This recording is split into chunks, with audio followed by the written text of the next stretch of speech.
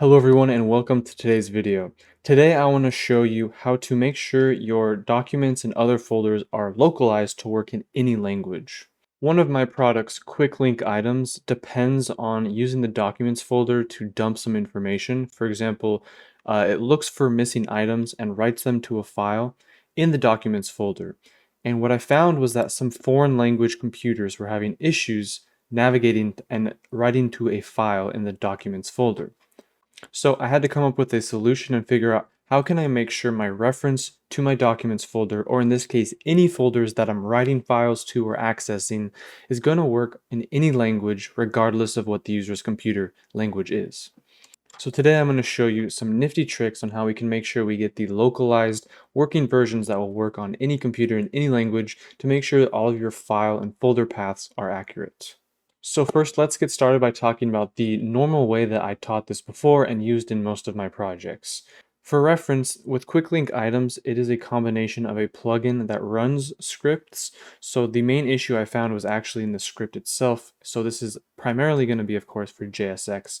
But what we have usually is we create a folder object with a tilde referencing our documents. And you could do the same thing, of course, with videos, music, and what this would kind of do is approximate, this is the home, so the current user, it could be like C drive, users, whatever, or on Mac it would reference the user folder, and then videos, or documents, or desktop. And then once we have that in a variable here, like we have docs folder, we can write out the fs name, and if we run this, we get users natel documents. So that was the way we could do that before, and it basically using this tilde here, we could get the path of the user as well as the desktop or any of the folders within that. But of course, this applies for whatever. So not just desktop, I could type in blah, blah, blah, and it's going to give me that. So the tilde really just means the relative home directory of the current computer, whether you're on Windows or Mac. That doesn't depend on the language. That will always provide you with that. But what I would always program is, okay, well, this is how we get the relative path to the documents. And despite this using the tilde, which is a relative home path kind of declarer, the documents is in English.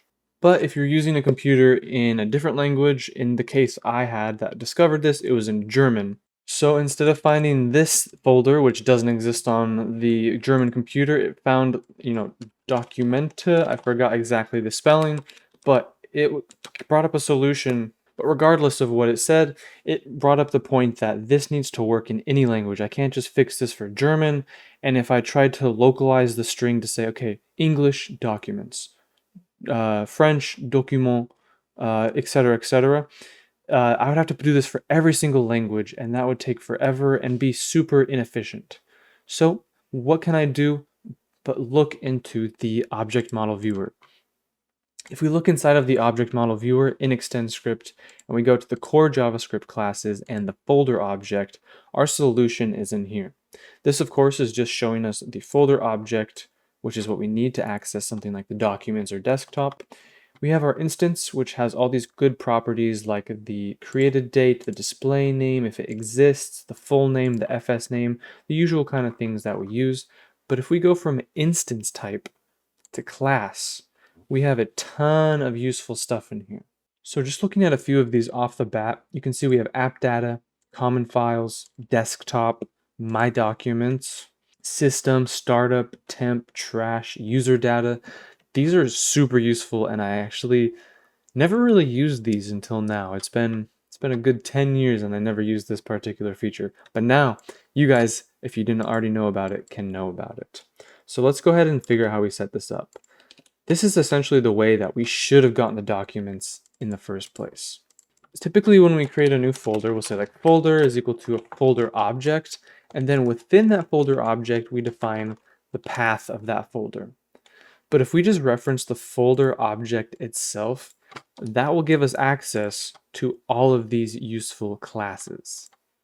So let's just go ahead and run through little by little here. If we go ahead and write our folder here, which is just an empty folder, we get a empty folder object. That's because we need to capitalize it, which will give us the capital folder object. And you'll see, of course, with the syntax, it will turn red because this is a native JavaScript extended object type. So with that, we can then grab any one of these. Let's see what the app data is. So we'll say folder.app data. What does that give us? C program data. So as you can see, we're starting to get useful paths here. Let's see if I can say fs name on that. Yes, with fs name, we actually get C:/program data instead of -c. So I think fs name is, at least for my purposes, always the formatting of the paths that you want. Let's try a couple of other ones. What is app package? Okay, app package looks like it refers us directly to the extend script folder in which this is being run. That could be useful in very niche applications. Let's check out common files. Common files takes us to our x86 common files folder. And of course, you can check these out on Mac as well. Even though extend script isn't super supported on Mac anymore, you can run these in any of your JSX editors to get the same information on the Mac side of things. Curious what current means. Does that mean the current folder also means the extend script folder? Then I saw we also had desktop, which is again super useful. I'm curious why they only have it limited to like desktop and documents. I guess people aren't really working in the music or videos folders, which is fine. Let's see what FS gives us. It's probably more. FS gives us Windows, so I wonder if that's a way to get the operating system. Useful there versus old methods that I've used. And then finally, the thing that solved it for me was my documents. Not documents, but my documents. When I run that, it gives me the relative location directly to my documents. And again, because we're not hard coding anything here, we're not even using the relative tilde location thing, we're going to get this regardless of what language our computer is in, and regardless of usually like what user is using the computer. So my documents is the key here. I feel like most people who use, files and stuff in extend script and higher up languages are going to be using documents and other things like that. But one other useful place that I'm sure a lot of people like to use is the user data. And the user data here is just the roaming folder, which if you don't have this ahead of time, usually you'd have to get from a standard JavaScript extension and send it down to JSX. But in this case, we can get this app roaming path, which is super useful for storing preferences files as well. And of course, we have the temp folder as well, which I think is useful because this will actually take you to your local app data folder in temp. This is a good location as well if you have temporary information you want to store and delete later or anything like that. But yes, the core JavaScript class folder object under types class. All of these properties, app data, common files, desktop documents, are going to provide you with platform and language agnostic paths to the correct folders so that you don't have any issues with computers that have other languages, etc.